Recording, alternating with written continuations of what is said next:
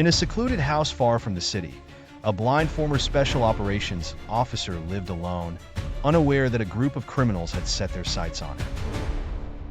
They had discovered his blindness and thought him an easy target, planning to rob him of whatever they could find. Little did they know, they were about to enter a deadly game. As night fell, the shadows grew longer, and the air thickened with tension. The criminals, emboldened by their numbers, crept closer to the house, whispering among themselves about how simple it would be to overpower a blind man. But inside, the officer was far from defenseless. Years of training had honed his other senses to a razor's edge. He could hear the faint rustle of leaves, the soft footfalls on the gravel path. With each sound, he mapped out the intruders' movements in his mind, plotting their demise. As the first intruder slipped through the door, he triggered a hidden mechanism, and a heavy object fell from above, knocking him unconscious. The officer's heart raced, not from fear, but from the thrill of the hunt. One down, he thought, as he listened for the others.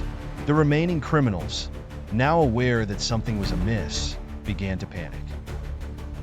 They whispered frantic warnings to each other, but their fear only fueled the officer's resolve. He set another trap, this time using the darkness to his advantage. When the second thief stumbled into the room, he found himself ensnared in a net, unable to escape. The remaining two, now desperate, decided to split up, hoping to outsmart the blind man. But he was always one step ahead. He anticipated their moves, using the sounds of their breathing and the creaking floorboards to track them down. One by one, they fell victim to his cunning traps, their confidence shattered by the realization that they were no match for a man who had turned his disability into a weapon. As dawn broke, the house stood silent, the only sound the distant chirping of birds. The officer emerged from the shadows, surveying the scene of his victory. He had defended his home, not just from thieves, but from the very notion that he was weak. In that moment, he was not just a blind man.